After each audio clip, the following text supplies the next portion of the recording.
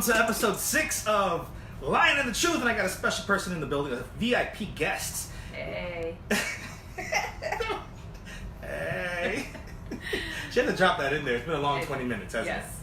Well, thank you for being here. We got Kristin in the house. How do you say your last name? Is it McCaffrey, right? McCaffrey, yeah. Very easy, right? But it's McCaffrey Randall? McCaffrey Randall. Yes. Randall. McCaffrey. So I'm do you do that whole, like you put them together every time you say it now? No. You don't? No. No. It's McCaffrey. It's a little easier. Yeah, it is. Easier I never actually legally changed the name. Oh, okay. And then now we've been married for 6 years, so I'm just kind of like, I'm not going to go through all that drama of changing everything. Makes sense. It's just hyphenated for Facebook. Well, thank you guys for everybody watching us here on Facebook Live and listening out there in the in podcast world. Here with Kristin McCaffrey, Randall, owner and operator of Moxie Allure. And if you guys are watching, don't forget you guys can watch us here live, obviously at facebook.com, also at lyonandthetruth.com, Lyon with a Y, iHeartRadio, Google Play, iTunes, all the places you can find your streaming music and audio. You can find us and you there. That's right, me too. Speaking of finding you there, Miss, you've been all over the place, in good ways, of course. I have been, yes. In very good ways. So I want to talk about it all. I want to talk about everything. I want to go from back in the day. We know each other from way back when. Since we were kids. I would like to know if you even really know how far you and I go back. Yes, I do. Yeah, okay. Actually. We're gonna find out. We're gonna find out. But before we go anywhere, we want to tell the whole world out there for the last sweepstakes, for those guys in the last giveaway. We actually have a winner by the name of Diana Oriana. Diana, she wins the bottle of rum coquí. She pushed the podcast. She let everybody know. And just for that, just for tagging people, adding people, she wins herself a brand new bottle of rum coquí. It's not sold anywhere in stores. It's exclusive. It's exclusive. And she gets it just for putting in that work. So Diana, if you guys know Diana out there, tell her, give us a ring, give us a call. We're going to go ahead and get her a bottle, but she has to share it with us, especially me and Kristin. So, yes. Yeah. She's like, yes, please. I'm a mom. I need rum in my life. And we have a new competition for you guys, right? We got a new competition for you guys, so you guys have to pay attention really closely. We're going to be talking to Kristin here about her life, her upbringing, her banging ass business, Moxie Allure businesses, Moxie Allure. And we're going to ask you guys a very specific question that's going to be asked here today at the next episode. And if you get it right, you're going to win yourself what? Explain this exactly. What does this mean? So you will win a microblading session with me, which normally costs $700. So it's kind of a big deal. So anybody who has been wanting the microbladed eyebrows, you need a little fullness, you need a little more shape, you ain't got no brows, you need some brows, this is for you. Bang, bang. I got a little too much brows, so I don't know if that'll work in my case. We'll just take some years. Add it in. Add it in. All right, guys, so let's get started, man. I really want to know, we got a 20-year relationship plus, right? 20 years plus. Tell me how you and I first met. You tell me first. Let me see if I can get this right. So from what I remember, so I grew up around the corner from Kosciuszko Park, Park, and I would always go to the park house whenever the dance practices were, and I would stand in the doorway. In the doorway? I was standing in the doorway and watch you guys. And I would watch, and I was always a dancer. Yeah. But I thought that in order to be in a Latin dance group that you had to be Hispanic. So I used to be like really sad watching you guys, and I would watch all the moves, and then I'd go home and be in the mirror and like.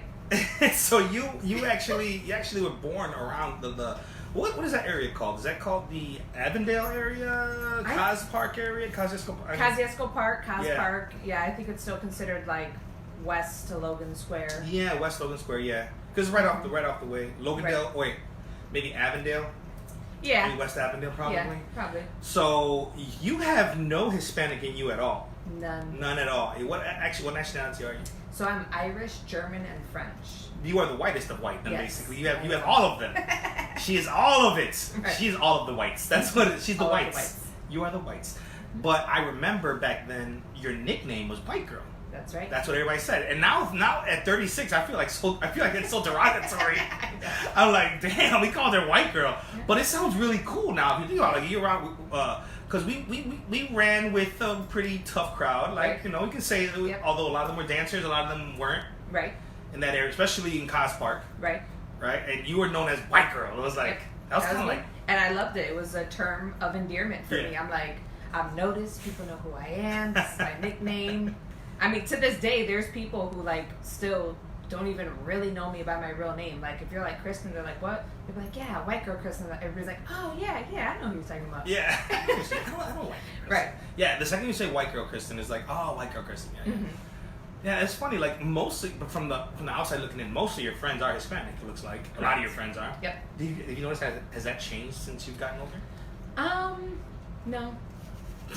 No, all of them are still Puerto Rican as hell. Mexicans, all of them. Exactly. Yeah. No. So I mean, I probably have more white friends or white people that I know like now. You know, throughout my life, but definitely it's still the same amount of Puerto Rican. And I find that pretty interesting that you could say most you can say most Spanish words better than a lot of Hispanics that I know. No, that's really interesting. Like, so, like, I don't want to say the word, but like one of the words you said it so perfectly. Like, the R rolled and everything. Like it was like arroz. Right. Like you had that rolling of the R. Yes, I can. See, now we got a camera angle issue. Now that damn dog's walking around. Oh yeah. For all of you guys who are watching and listening, my dog walks around only when I'm down here all of a sudden, and we get a beautiful angle here. Yeah, she was upstairs the whole time. Yeah. Let me ask you a question. Do you still dance? Not really. I wish that I did. I just don't have time. Yeah. I just put my daughter in dance classes recently because she showed an interest, and so that's probably the closest I've been to dance in a while. Yeah. Do you ever look at her and be like, she has no rhythm? She don't got it like mama. Sometimes, but sometimes not. Sometimes I'm like, let's keep her away from all elevated. Let's keep her away from Megan Thee Stallion songs. But so I guess rewind. You know we met each other at Kosciuszko Park. I do remember that. Mm-hmm. We were at the main room upstairs. You were always across the street. You had a lot of friends. You were always on the stoop. Yep. That was like the thing that we did when we were kids. We were hanging on the stoop, and you came around a lot. And then, Kristin's dancing in dance groups. Right. You know, and not only was she dancing, she was banging it out. Like she was in some of the most sophisticated dance groups out there, sophisticated choreography, all that good stuff. Talk to us about that. So that sort of happened because of Jade Sotomayor, I love David so much. Yeah, so we did. Keep on talking. I'm gonna fix this camera. We did an after-school dance program together, and I think actually initially, so it was Gallery 37. You did that with him? Yep. I didn't know you know what? So we did a summer dance program, and he was in the dance program that was like Latin, ballet. I remember that. Like everything mixed. And I was supposed to be in that one, but had ended up getting put in the African dance one. And wait, hold on. So you get put in African dance? Yeah. Okay. Yeah. So I was the only white girl there. Mm-hmm. Once again in my life, the only white girl. And let me tell you something. You cannot be in this dance group, okay? You cannot. Hi, I did not. Queen Soldier, white devil, you. Yes. Okay, go ahead. That's what it was like, and I hated it. And I had my parent. You know, I was like 15 at the time, so I'm like, Dad, I'm supposed to be in the other one. You know, so they're like trying to get me moved to the other dance group. Oh, but mind you, you're getting paid while this whole thing's happening. Right, exactly. Yeah, because it was a summer work program. Yeah. So I mean, I couldn't really complain that much. Hey, shake that ass. But so David actually said, because during lunch I used to go to where the Latin and the ballet was, which was outside. The African was inside the building, and so I'd go out there and David used to think I was like a white girl, like trying to be ghetto. He didn't realize that I was like really ghetto. That's where you came from. Right. I remember you used to come with the braids. Remember the braids? Not the braids. What do they call those? Cornrows? Like the twists. The twists. And, yeah, and then like you put a bunch of gel. Not you. I'm saying girls. Yeah. But a bunch of gel right here. Little butterflies up in there too. Yep. I remember those. Yeah, that was it. I was jealous of y'all. I wanted them. I wanted those so bad. Yeah, that was it. We were doing it back then. Man, you know what? Big shout out to, we got Enrique in the house, Kaylee, Javier. We got Duran, DJ Extreme is watching. Hey. What's up, DJ Extreme? So dance, from the sounds of it, it's affected your life a lot. You know, that's 20 plus years. Right. It's kept you fit. You know what I mean? Right. It's kept us reasonably fit for many years. I remember eating like an asshole back then. Yeah, for sure. I mean, our practice for Jovenes was right next to a grease joint. I mean, we used to get out of there and eat burgers and pizza puffs and, cheese sticks and all kinds of stuff. And we were like, belly tops and all kinds of stuff. I remember that. I remember people referring to you, whenever they talk to you, like we just talked about, it was always white girl. It was always white girl Kristin. And I didn't know your name for a very long time. I just knew you as white girl. Yeah, and it wasn't until, I forgot what it was that I actually learned your name. We've known each other for over 2 decades. But how has it personally affected you at all? Like, I'm sure that you've probably received some flack for not being the race of somebody else when you're killing, Latin dance. Like, and not only were you, again, for everybody watching, listening, she wasn't just dancing. All right, this was professional level dancing. Like, paid dancer touring across the United States to dance. So not only were you doing it for the fun of it, you're doing it and you're killing it and getting paid doing it. Mm-hmm. Have you gotten any flack because of it? Have you gotten people looking at you like, what the hell are you doing here? You know what? I feel like back in like the dance group days, not really, but I think a lot of that was because I think most people just assumed that I was like a light skinned Puerto Rican girl. Like, so I didn't, in that sense, I didn't really get too much pushback.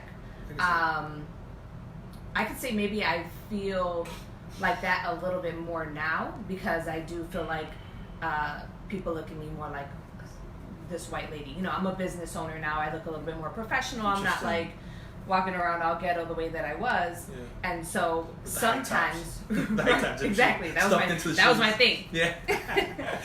And so, sometimes I feel like I may act or say certain things, or people may hear someone refer to me as white girl, but now in this grown white lady, persona, I feel like I get a little something. There's something there, right? So that's fast forward now. You've done that for quite some time. You were talking about when we were young teenagers, 16, well, mid-teens, all the way up until what? In the mid-20s, probably. Yeah, about. So obviously, the reason why we're here is this. First off, I love the name.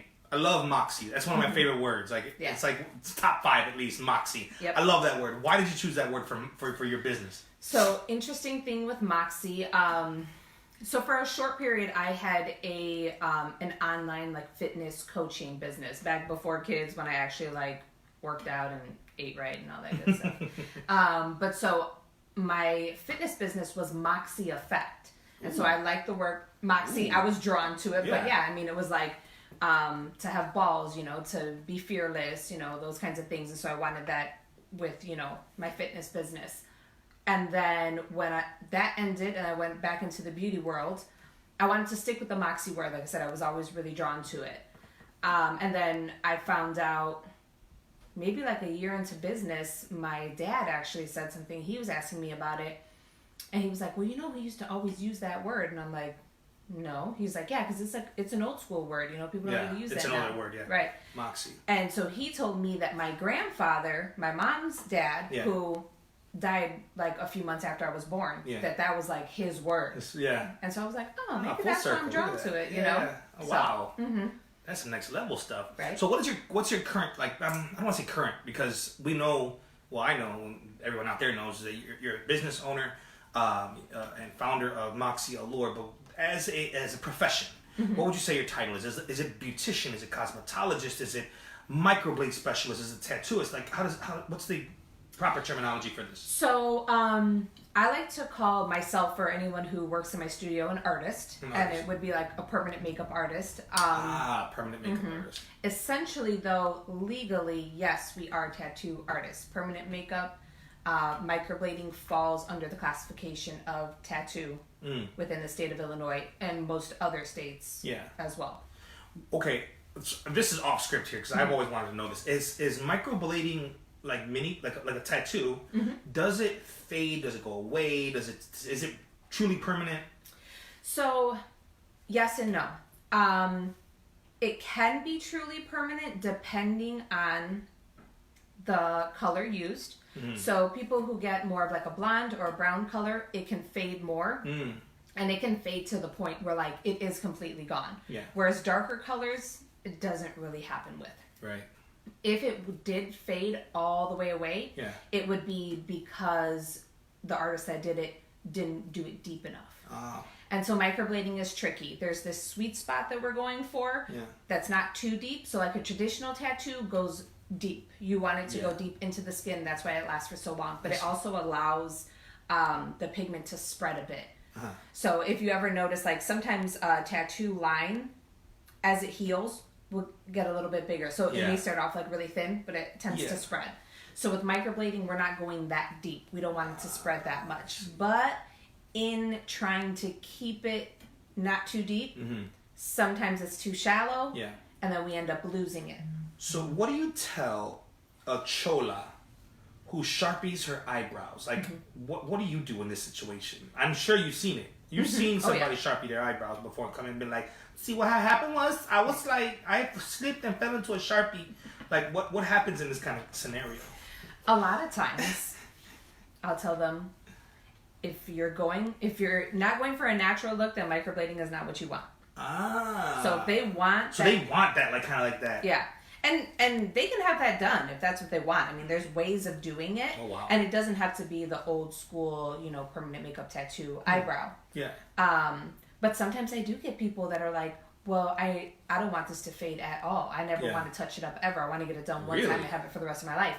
I remember a time when eyebrows were just like the thinner your eyebrow, the doper it was. Right. And now it just seems like everybody got a caterpillar on their face. Mm-hmm. And right now it seems like the bigger the better. Right. Is that the trend you're seeing? It is definitely the trend. And I think that's all fine and well for makeup. Yeah. And I mean, yes, if you want to have your eyebrows a little bit thicker with microblading, that's fine. But if it's something like trendy, I'm going to opt away from it because you can always do that with makeup on your own. That makes sense. We can do the microblading, make your eyebrows thicker, just not that thick because I don't want you to be left with caterpillars on your face. Mm. And then, 5 years from now, you're coming back to me like... Yeah.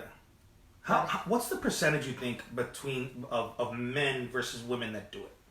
I'd say it's probably more like a 90-10%. Okay. But you are seeing men that do do it. Yeah, absolutely. And what are some of the reasons why some men are getting microblading? So my first ever male microblading client was someone who suffered from alopecia, but just in one eyebrow. Bless you. So he had alopecia. Bless you.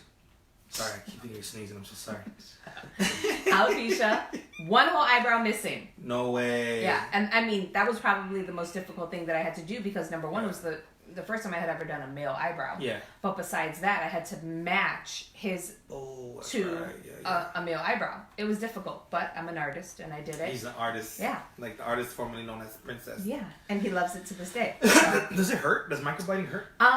It does. It is not. It's not the best feeling. We do numb. Oh, you do numb it? Yeah, so we numb beforehand. The first numbing cream just numbs the very top layer of skin. Just makes you comfortable enough so we can go in and start. Yeah.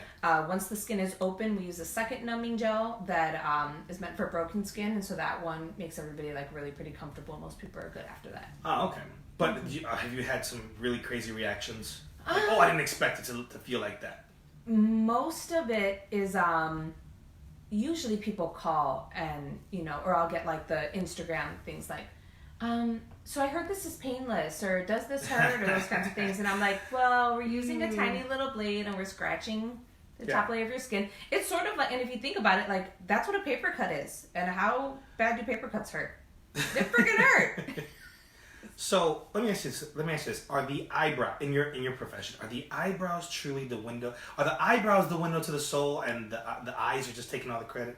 Do you look at a person and just completely judge them on their eyebrows? Don't lie. I could tell you do. You're looking at my eyebrows right now. I know this was jacked up. I took a razor to it when I was 10. Speaking of which, do you ever feel like you ever had jacked up eyebrows? Like maybe look at old pictures and say what the was I thinking? Yeah, I definitely had. I just had a picture of me and one of my friends that I was looking at where we both had really, really bad thin eyebrows. But besides that, I have a picture of me and Julio in the dance group days. And yeah, old school picture of us. Amelia! Sorry. And you can't even like see my eyebrows in the picture. I'm just like all forehead. And it's already big, so I mean. Yo, what was it from back in the day that everybody had that like someone just pulling up from the back of the head, that ponytail so slick back? Yeah. Man, that was like the style back then. I definitely messed up my hairline with that. All right, I'm going to move you down to the new section of this interview. It's called Test Your Skills. I'm going to throw out some scenarios and tell me, in your expertise, what would you recommend? All right? Okay. So I got a couple pictures here of some celebrities, of people you might know. All right? And, of course, for the viewing public and the listening public, we'll let you guys know exactly who we're talking about. You can Google them if you don't know who they are. But you're living under a rock if you don't. So, first and foremost, I'm going to show you a picture. And just give me your expertise as an artist.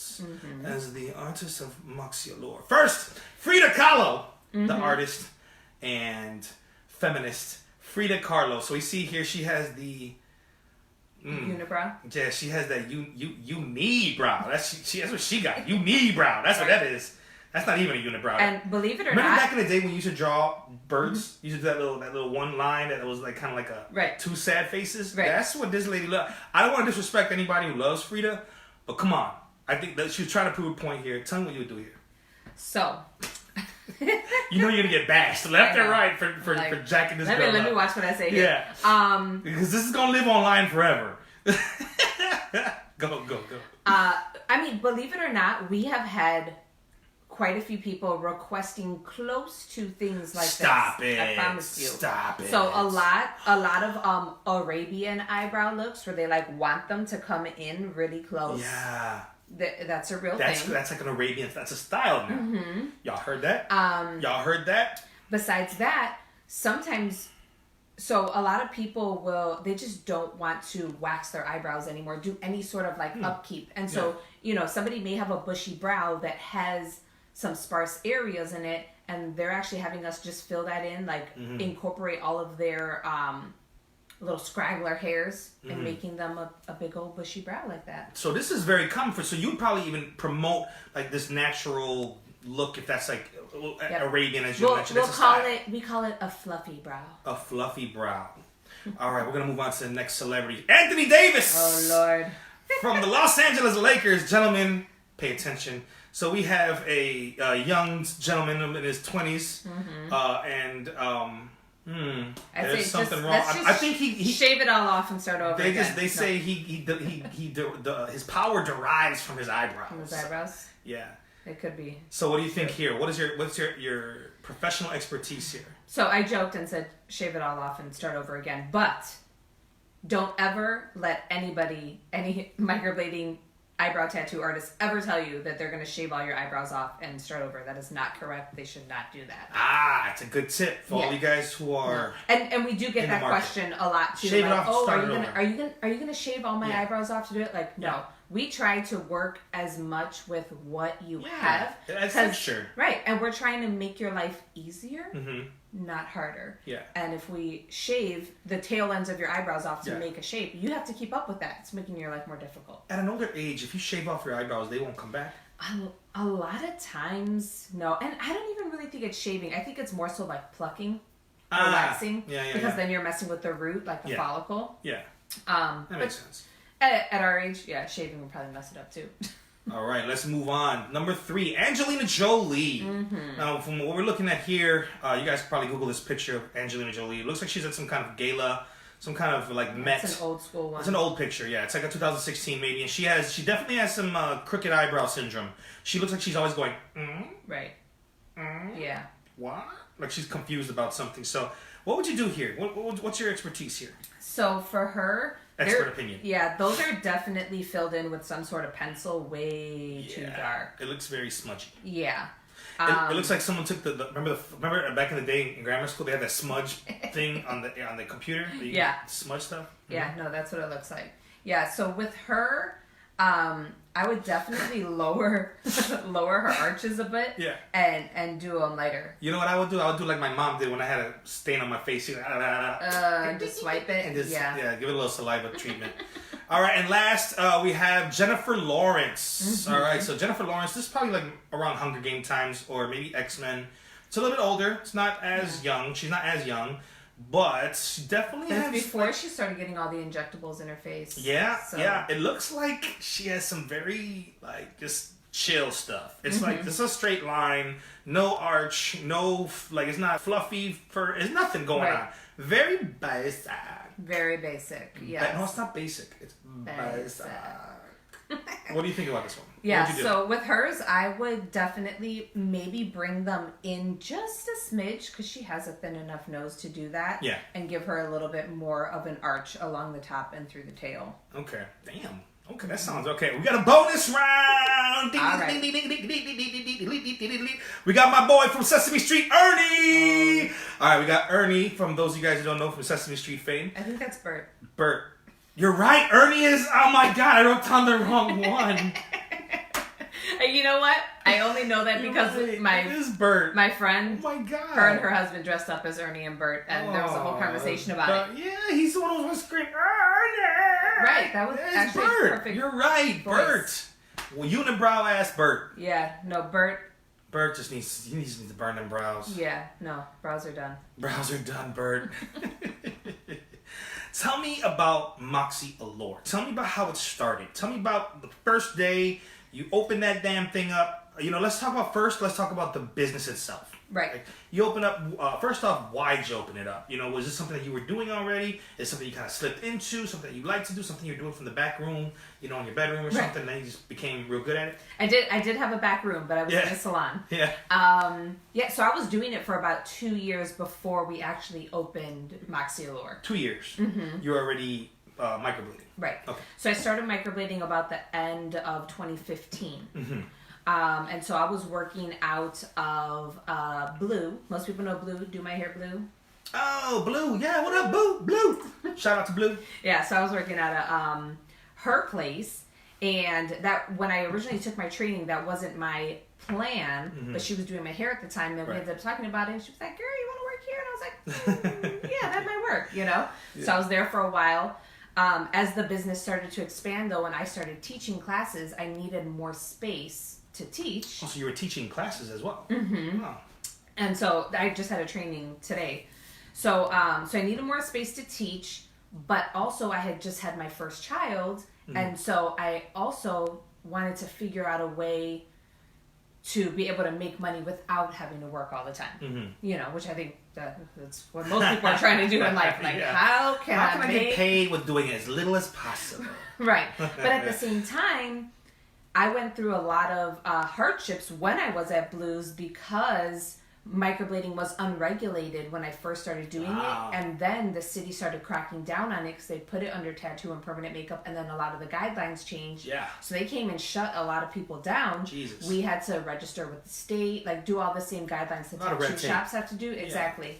Yeah. And because I knew the difficulty that it took to take all those steps and do everything legally then at that point, I was like, man, you know what? If we do open our own place, I can have somewhere to teach my classes, but I can also provide a legal work environment for other artists that are looking for that. Right. And don't want to have to go through all the drama and BS of finding their own place, paying a rent, going through the registration, the health department inspection, all that kind of stuff. What are some of the obstacles you saw?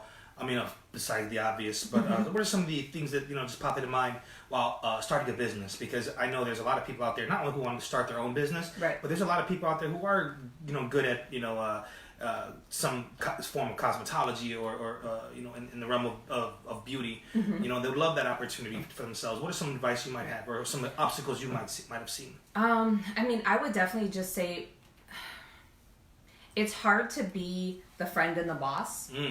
A lot of my girls that I started off with were people that I knew from other times and other points in my life, and so I didn't want to be that boss, that person, and so I was very lenient and didn't have a lot of set rules, and it sort of backfired in my face. So now I have really strict contracts and really and not even that I'm trying to be that boss, but I'm just listen, this is the way it goes. These are the rules in the door. If you don't like it, don't sign the contracts. You don't have to work here. But I just find that it's easier to put that stuff on paper so that everybody knows that walking in the door to work there than me trying to enforce that by me being there, with the ruling fist. Yeah. Do you feel like because you're well, aside from of course the friends you had mentioned, but being a woman business owner, do you feel like that has helped, hurt, or neutral? It's a neutral situation of you owning a business yourself. Do you think it's been like you personally? Do you feel like, man, I feel like maybe if I feel like men might not have been through half of what I've been through, or it's because I'm a woman that I had these opportunities, or do you feel like, no, you know what, I'm just as successful had I whether I was a man or a woman, that really doesn't affect my success. Yeah, I mean, I feel like it could go either way. Yeah. I've definitely had some perks, being that it's, a woman-owned, woman-run business. But I definitely have some instances where I'll feel like somebody's trying to get something over on me because I'm a woman and maybe I don't know any better. Luckily for me, being that I'm married as well, I can always be like... Get your husband to whoop their ass. Yeah, that makes perfect sense. That's exactly what I would do. I would totally get... You know what? That's more my husband's area. I'm going to run it by him. He'll get back to you about that. He'll get back to you and shoot your kneecaps. I mean, talk to you. Right. Yeah. What type of help, if any, did you get while opening up your own business? Your business, as it pertains to a lot of the other guests that have been on the show, is a little bit different in that it's actually a brick and mortar building. Right. A lot of the other guests that we had in the show might have had their own business, but they were a DJ, or they ran cooking classes as a chef. In your case, you actually have a brick and mortar place. That's significant. Yeah. No, it's definitely hard, and I would for sure tell anyone that is going to start a business, if you can start a business without having a brick and mortar place, do it. Yeah. Because it's a lot of work. It's a lot of upkeep. I mean, my husband, he's in real estate. He negotiated great contracts for the space that we're in, but in just the first year of business, the rent went up so much, not because, of the contract or whatever, it increases every year, but it jumped way more than what it was supposed to. And I was like, wait, what's going on here? It's the friggin' taxes. Taxes. Because, now where the Mega Mall used to be, we're right across the street from there. Obama. Uh-huh. But, so where the Mega Mall used to be... Yeah, that's a prime location, by the way. Have you seen the building that they're putting? Yeah. So it's going to be a Target, 240 luxury apartments. They're going to have a rooftop pool, all kinds of crazy stuff. It's going to be popping over there. Yeah, it is. But there's going to be 3 people living in a studio because the studio started 1900. Oh, yeah. Definitely. That's happening everywhere. Yeah. It's so insane. Or my wife is a property manager, and that's in Old Town. So all she's seeing is properties at $4,000, $5,000 a month. Who can afford a $4,000 a month rent? Not me. Or mortgage? Well, I'm sure there's people out there that can, right. But still, normal people. That's not the norm. Stuff. So so that building, and just because taxes are going up in the area, made our rent skyrocket just in the first year of business. And imagine once it starts popping, when people start getting in there. Right. My dog's having a great time upstairs. Let me ask you a question. If you weren't microblading, what would you, my damn dog, what would you be doing? If I wasn't... If you weren't an artist. If I wasn't in that... If I had no artistic ability... I would probably still be a bartender and a waitress, which is totally cool. It's great. Totally cool. I mean, I worked for the Marriott Hotel for 7 years as a waitress there, and you can be a career bartender. Yeah. If you want to, you could do that for the rest of your life, make buku money, great benefits. Oh yeah, and live a pretty decent life. Yeah, have the days to yourself, and nights are kind of shot, but I'm sure you get your nights off too. Yeah. Yeah. What do you think right now is aside from the friends? I know you're saying friend. Being a boss and a friend is tough when you play those roles. But what is one of the hardest parts about being a business owner right now? You know what?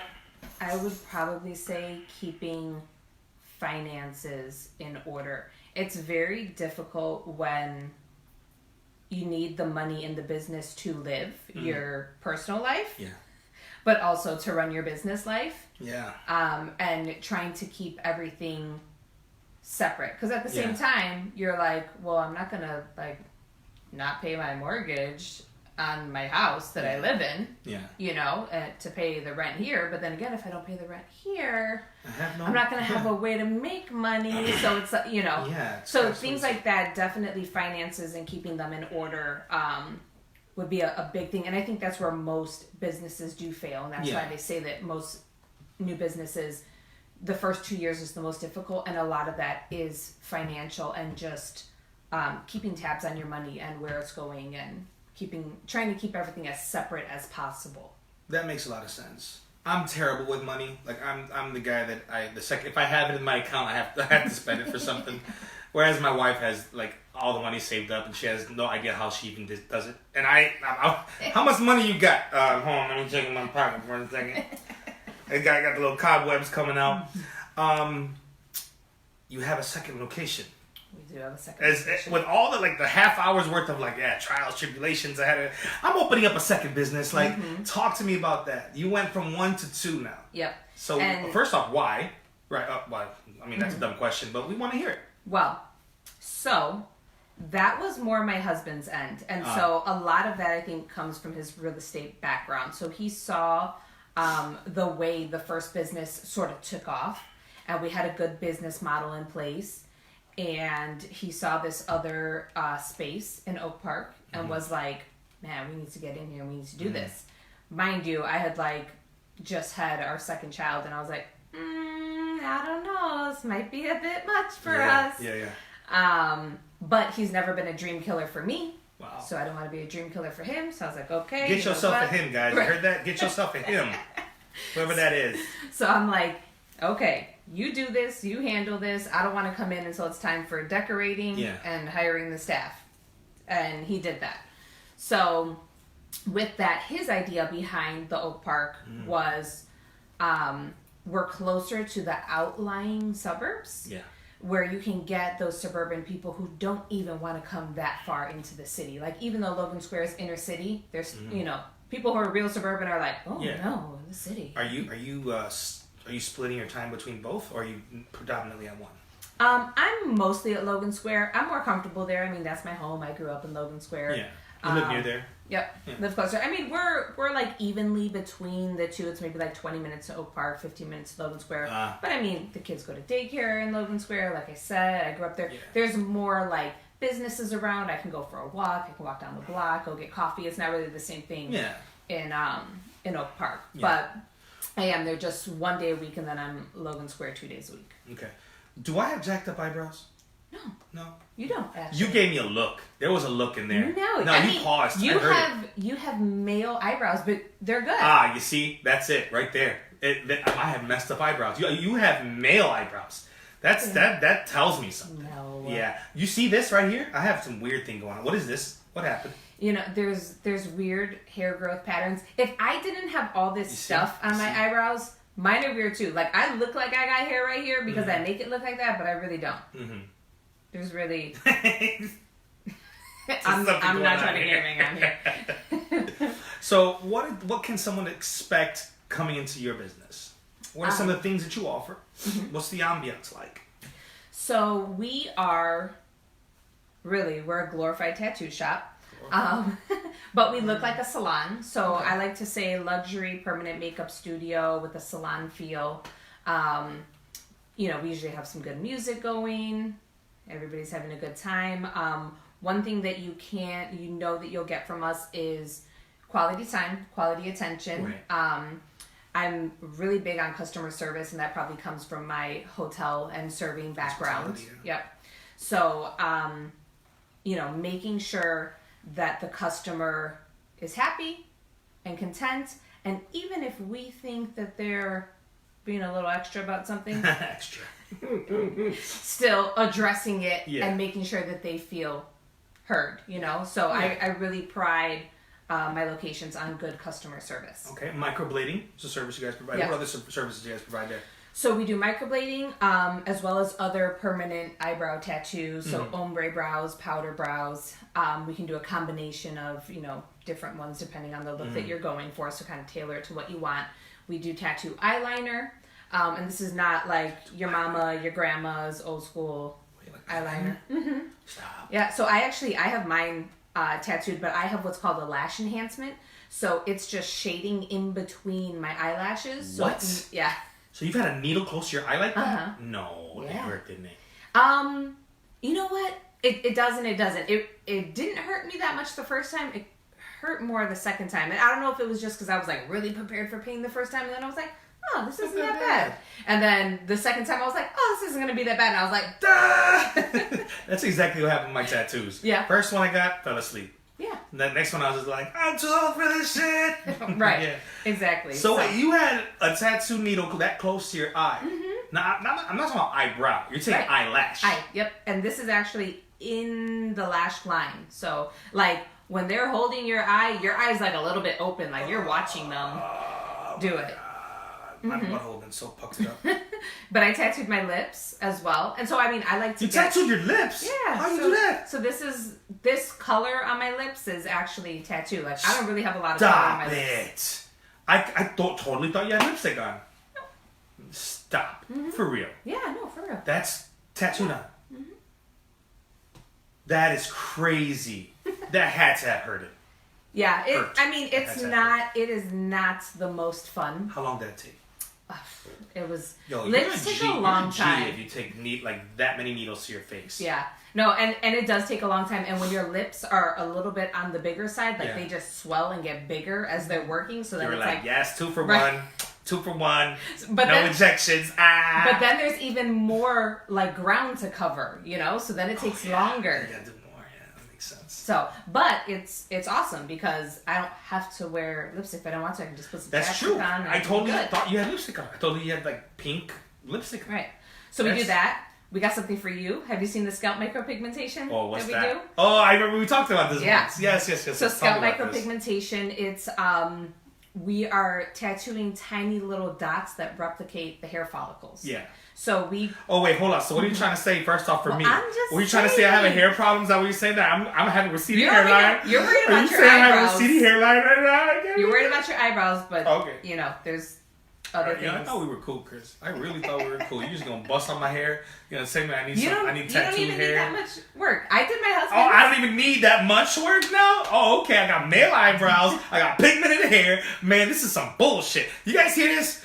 I'm sorry. Go ahead. I'm gonna do it. I'm gonna do it just so you can come back on here and show guys, look. A crispy hairline. But I don't have a hairline. My hairline is so far back now. That's why it's easy. Whoop, whoop, whoop. Shave it all off and I'm good. Yep. And I mean, and this will go, it'll blend right in. It looks like when you shave it and it's like a day or two grown out. What do they call that? 5 o'clock shadow? Yeah. 5 o'clock shadow. Also, you got that like that Jason Statham look. Like that kind of like a, Yeah, it just looks fuller. Good. But if you look at my husband doesn't have a hairline. I tattooed his, and nobody ever knows. Can't tell. No. He always looks, he's just crispy. Yep, but he's not. Man, you get me. You mean to tell me you can give me a hairline back? My hairline. I haven't seen my hairline since since Zenith TV. Remember Zenith TV? Yes, sir. I haven't seen my hairline since the Animaniacs. I loved Animaniacs. That was my favorite show.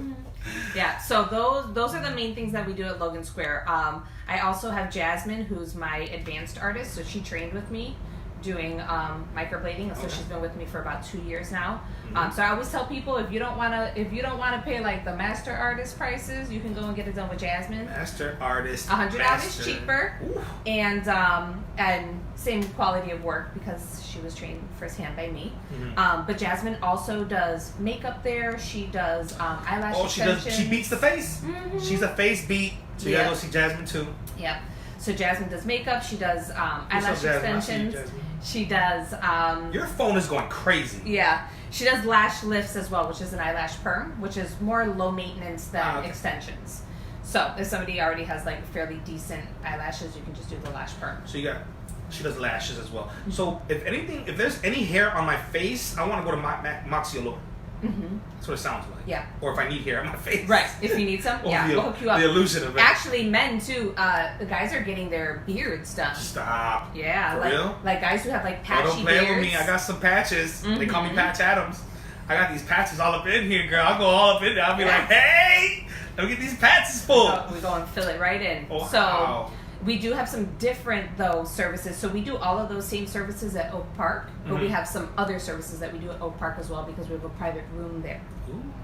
So Oak Park, I personally do areola tattoo, which is for breast cancer survivors. I was going to make a joke. No, I can't. Thank you very much. But you know what? I mean, other people get it done, too. Like, they'll get, like, heart-shaped areolas.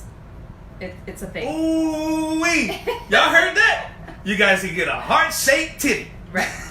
No, but mostly, the nipple. Yeah, the nipple. So for the freaks, let's just be honest with right. For the freaks. Yeah. It's like the stripper package. Package. That makes perfect sense. It's actually, I'm sure that's what it says right on the call board on the top, yeah, right? that's what we have. It's like we put it on the actual like banner. Yeah, stripper package sold here. But no, it's mostly for breast cancer survivors after they've had their mastectomy. Then they. Oh, now I feel horrible. Right. Thank you. Now I feel like a terrible human being. They get their implants, but they don't have any nipples anymore. Yeah. And we also have a provider pin, so we can charge insurance for it. Ooh, look at that. So if you guys have insurance, you're having this, if you need... You don't even know how to explain it. If you need a nipple, I'm going straight to hell. If you need a nipple, you got. All right. So that's Oak Park. Oak Park. Oh, but at Oak Park we also do Cryo Skin, which is like a fat freezing, body toning, sort of like cool sculpting. Like that's like our competition, fat the cool freezing. sculpting. But this is more tailored, like. And so that tightens up the fat, right? And makes it. It kills the fat. It makes your body filter it out. So if I see you this week, I will be skinny. Eventually. Okay. At least it's an eventual thing. All right. Man, it's been great talking to you, Chris. Me too. You guys need to make sure you guys go and visit Moxie Allure in Logan Square. What are the addresses? Can you hit them with those? Yes. So Logan Square is 2497 North Milwaukee, and that is Milwaukee and Sacramento. Most people know it by the Father and Son Pizza across from where the old Mega Mall used to be. That area. And then the Oak Park one is 327 South Boulevard.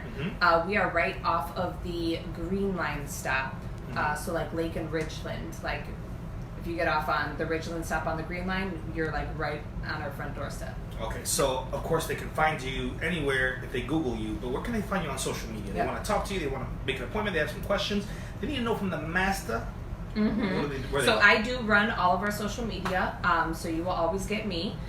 So that is. So all the hate mail that can go to her for talking about my busted ass eyebrows or my pigmented ass head, you guys talk to her about it. Everyone will be blocked. She will read them. She will read them and she will respond.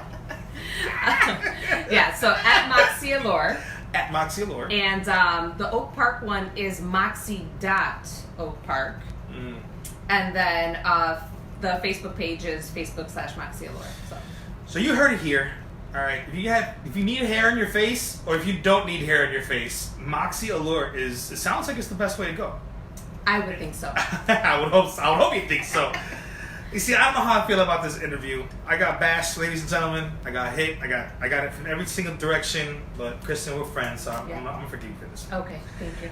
So for those of you guys who are watching, thank you guys so much for checking us out live. Don't forget, every other Monday, Monday after next, we're gonna be talking to Jessie Fuentes, who is co-chair of the Puerto Rican Agenda. We're going to talk to her about what's going on with Casa Puertorriqueña. We're going to talk about what's been going on the island, what's been going on in Puerto Rican politics in the city. And for those of you guys who are paying close attention, we're going to be giving away a free microblading session. That's a $700 value. I'm so excited about it. I might start growing hair. I don't even know what's going to happen. So we're going to ask next, the Monday after next, we're going to ask you some questions, and you answer about today's podcast. For those of you guys who are watching, don't forget to visit us at lyonandthetruth.com, iHeartRadio, all those other places. God, so much to say afterwards, right? I know. How do you feel? You feel okay? I feel good. This is an eventful. Yeah. This was eventful. There was all kind of shit happening today. Yeah. Behind the scenes, there's a lot of stuff going on. There's dogs and heaters and sounds not working. But we made through it. Thank you so much for being here, Kristin. Thank you. And thank you guys for watching and listening. You guys have a great day. Ciao!